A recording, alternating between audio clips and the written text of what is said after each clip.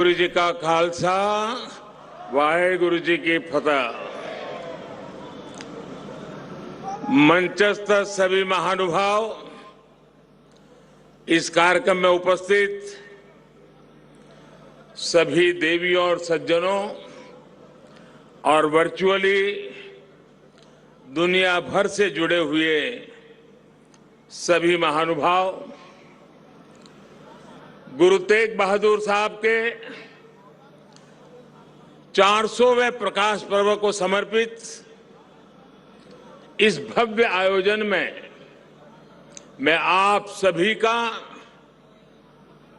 हृदय से स्वागत करता हूं। अभी शबद कीर्तन सुनकर जो शांति मिली वो शब्दों में अभिव्यक्त करना मुश्किल है। आज मुझे गुरु को समर्पित स्मारक डाक टिकट और सिक्के के विमोचन का भी सौभाग्य मिला है। मैं इसे हमारे गुरुओं की विशेष कृपा मानता हूं। इसके पहले 2019 में हमें गुरु नानक देव जी का 550वां प्रकाश पर्व और 2017 में गुरु गोविंद सिंह जी का 350वां प्रकाश पर्व मनाने का भी सौभाग्य मिला था। मुझे खुशी है कि आज हमारा देश पूरी निष्ठा के साथ हमारे गुरुओं के आदर्शों पर आगे बढ़ रहा है। मैं इस पुण्य अवसर पर सभी 10 गुरुओं के चरणों में आदरपूर्वक नमन करता हूं।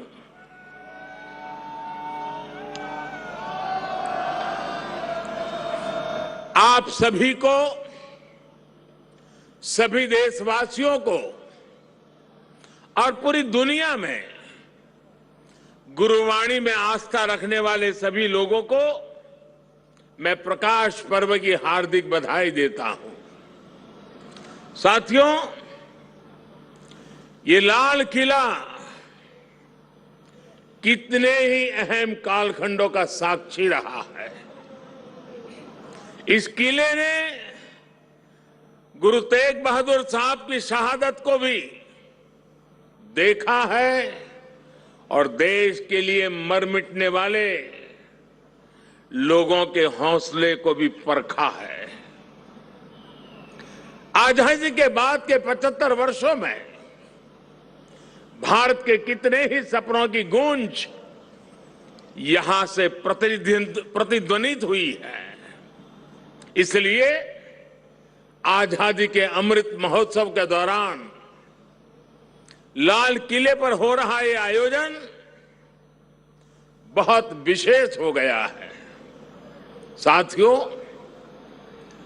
हम आज जहां हैं, अपने लाखों करोड़ों स्वाधीनता सेनानियों के त्याग और बलिदान के कारण है। आजाद हिंदुस्तान, अपने फैसले खुद करने वाला हिंदुस्तान, लोकतांत्रिक हिंदुस्तान, दुनिया में परोपकार का संदेश पहुंचाने वाला हिंदुस्तान, ऐसे हिंदुस्तान के सपने को पूरा होते देखने के लिए कोटि कोटि लोगों ने खुद को खपा दिया। ये भारत भूमि सिर्फ एक देश ही नहीं है, बल्कि हमारी महान विरासत है, महान परंपरा है। इसे हमारे ऋषियों, मुनियों, गुरुओं ने सैकड़ों हजारों सालों की तपस्या से सींचा है, उसके विचारों से समृद्ध किया है।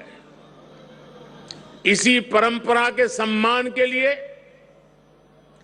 उसकी पहचान की रक्षा के लिए दसों गुरुओं ने अपना जीवन समर्पित कर दिया था।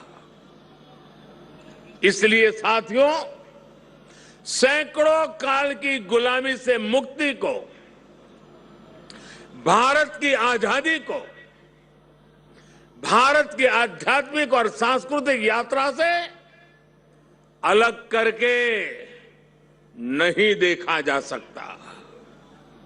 इसलिए आज देश आजादी के अमृत महोत्सव को और गुरु तेग बहादुर साहब के 400वें प्रकाश पर्व को एक साथ मना रहा है, एक जैसे संकल्पों के साथ मना रहा है। साथियों, हमारे गुरुओं ने हमेशा ज्ञान और अध्यात्म के साथ ही समाज और संस्कृति की जिम्मेदारी उठाई। उन्होंने शक्ति को सेवा का माध्यम बनाया।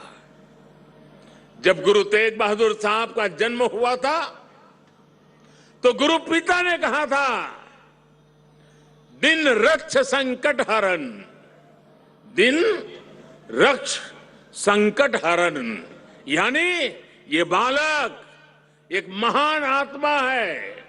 ये दिन दुखियों की रक्षा करने वाला, संकट को हरने वाला है।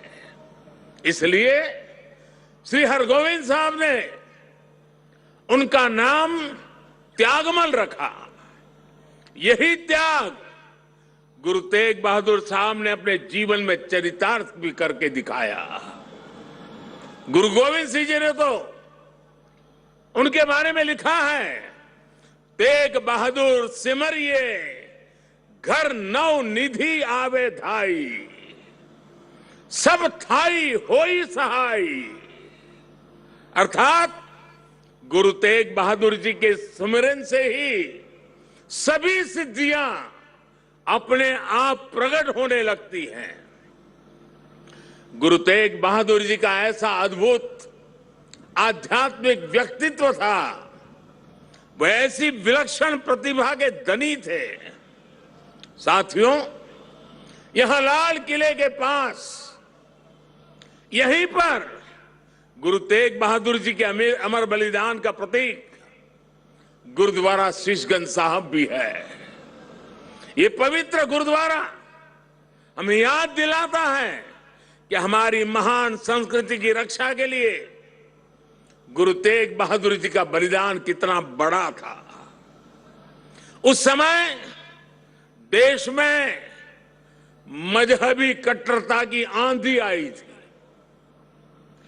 धर्म को दर्शन, विज्ञान और आत्मशोध का विषय मानने वाले हमारे हिंदुस्तान के सामने ऐसे लोग थे जिन्होंने धर्म के नाम पर हिंसा और अत्याचार की पराकाष्ठा कर दी थी। उस समय भारत को अपनी पहचान बचाने के लिए एक बड़ी उम्मीद गुरु तेग बहादुर साहब के रूप में दिखी थी। औरंगजेब की आतताई सोच के सामने उस समय गुरु तेग बहादुर जी हिंदवी चादर बनकर, एक चट्टान बनकर खड़े हो गए थे। इतिहास गवाह है कि वर्तमान समय गवाह है और ये लाल किला भी गवाह है कि औरंगजेब और उसके जैसे अत्याचारियों ने भले ही अनेकों सिरों को धड़ से अलग करा, लेकिन हमारी आस्था को वो हमसे अलग नहीं कर सका। गुरु तेग बहादुर जी के बलिदान ने भारत की अनेकों पीढ़ियों को अपनी संस्कृति की मर्यादा की रक्षा के लिए, उसके मान सम्मान के लिए जीने और मर मिट जाने की प्रेरणा दी है। बड़ी बड़ी सत्ताएं मिट गई, बड़े बड़े तूफान शांत हो गए, लेकिन भारत आज भी अमर खड़ा है। भारत आगे बढ़ रहा है। आज एक बार फिर दुनिया भारत की तरफ देख रही है। मानवता के मार्ग पर पथ प्रदर्शन की उम्मीद कर रही है। गुरु तेग बहादुर जी का आशीर्वाद हम नए भारत के आभामंडल में हर और महसूस कर सकते हैं। भाई और बहनों, हमारे यहां हर कालखंड में जब जब नई चुनौतियां खड़ी होती है तो कोई न कोई महान आत्मा इस पुरातन देश को नए रास्ते दिखाकर दिशा देती है। भारत का हर क्षेत्र, हर कोना हमारे गुरुओं के प्रभाव और ज्ञान से रोशन रहा है। गुरु नानक देव जी ने पूरे देश को एक सूत्र में पिरोया। गुरु तेग बहादुर जी के अनुयायी हर तरफ हुए। पटना में पटना साहिब और दिल्ली में रकाबगंज साहिब, हमें हर जगह गुरुओं के ज्ञान और आशीर्वाद के रूप में एक भारत के दर्शन होते हैं। भाई और बहनों, मैं अपनी सरकार का सौभाग्य मानता हूं कि उसे गुरुओं की सेवा के लिए इतना कुछ करने का अवसर मिल रहा है। पिछले वर्ष ही हमारी सरकार ने साहिबजादों के महान बलिदान की स्मृति में 26 दिसंबर को वीर बाल दिवस मनाने का निर्णय किया है। सिख परंपरा के तीर्थों को जोड़ने के लिए भी हमारी सरकार निरंतर प्रयास कर रही है। जिस करतारपुर साहिब कॉरिडोर की दशकों से प्रतीक्षा की जा रही थी, उसका निर्माण करके हमारी सरकार ने गुरु सेवा के लिए अपनी प्रतिबद्धता दिखाई है। हमारी सरकार ने पटना साहिब समेत गुरु गोविंद सिंह जी से जुड़े स्थानों पर रेल सुविधाओं का आधुनिकीकरण भी किया है। हम स्वदेश दर्शन योजना के जरिए पंजाब में आनंदपुर साहिब और अमृतसर में अमृतसर साहिब समेत सभी प्रमुख स्थानों को जोड़कर एक तीर्थ सर्किट भी बना रहे हैं। उत्तराखंड में हेमकुंड साहिब के लिए रोपवे बनाने का काम अभी आगे बढ़ रहा है। साथियों, श्री गुरु ग्रंथ साहिब जी हमारे लिए आत्म कल्याण के पथ प्रदर्शक के साथ साथ भारत की विविधता और एकता का जीवंत स्वरूप भी है। इसलिए जब अफगानिस्तान में संकट पैदा होता है, हमारे पवित्र गुरु ग्रंथ साहिब के स्वरूपों को लाने का प्रश्न खड़ा होता है, तो भारत सरकार पूरी ताकत लगा देती है। हम न केवल गुरु ग्रंथ साहिब के स्वरूप को पूरे सम्मान के साथ शीर्ष पर रखकर लाते हैं, बल्कि संकट में फंसे अपने सिख भाइयों को भी बचाते हैं। नागरिकता संशोधन कानून ने पड़ोसी देशों से आए सिख और अल्पसंख्यक परिवारों को देश की नागरिकता मिलने का रास्ता साफ किया है। ये सब इसलिए संभव हुआ है क्योंकि हमारे गुरुओं ने हमें मानवता को सर्वोपरि रखने की सीख दी है। प्रेम और सौहार्द हमारे संस्कारों का हिस्सा है। साथियों, हमारे गुरु की वाणी है, भय काहू को देत नहीं, भय काहू को देत नहीं, नहीं भय मानत आन, कह नानक सुनी रे मना, ज्ञानी ताही बखानी। अर्थात ज्ञानी वही है जो न किसी को डराए और न किसी से डरे। भारत ने कभी किसी देश या समाज के लिए खतरा नहीं पैदा किया। आज भी हम पूरे विश्व के कल्याण के लिए सोचते हैं, एक ही कामना करते हैं, हम आत्मनिर्भर भारत की बात करते हैं तो उसमें पूरे विश्व की प्रगति लक्ष्य का सामने रख करके हम करते हैं। भारत विश्व में योग का प्रसार करता है तो पूरे विश्व के स्वास्थ्य और शांति की कामना से करता है। कल ही मैं गुजरात से लौटा हूं।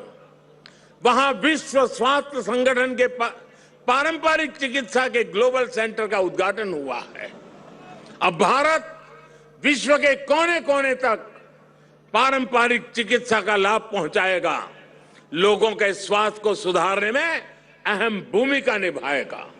साथियों, आज का भारत वैश्विक द्वंद्वों के बीच भी पूरी स्थिरता के साथ शांति के लिए प्रयास करता है, काम करता है।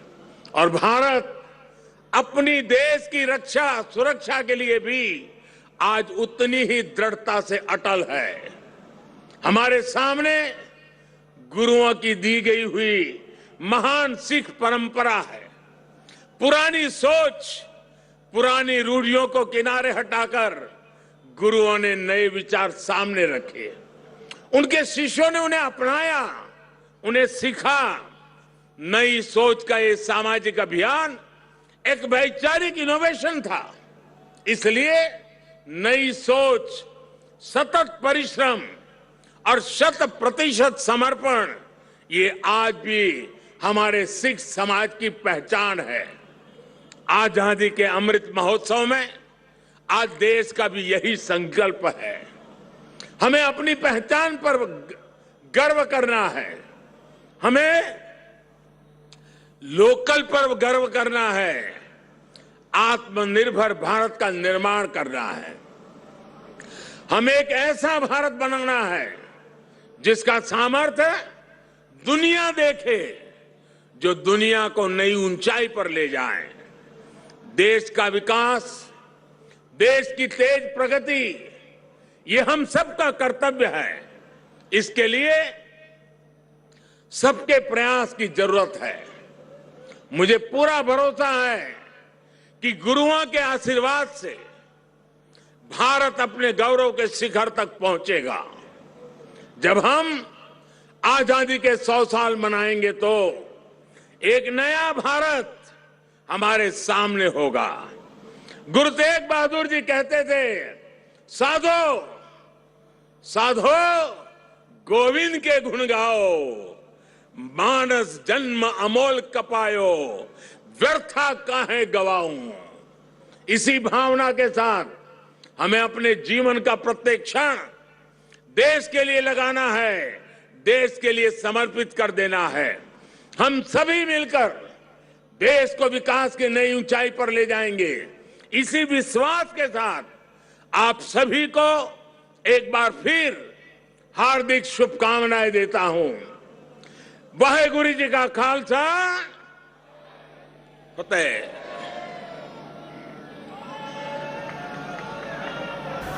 Prime Minister Narendra Modi there at the Red Fort, and this address to the nation clearly stating that India is moving forward, and this, remember, on Guru Tegh Bahadur's birth anniversary, and also releasing a coin and postage stamp. Leaving you with these visuals, heading into a quick break.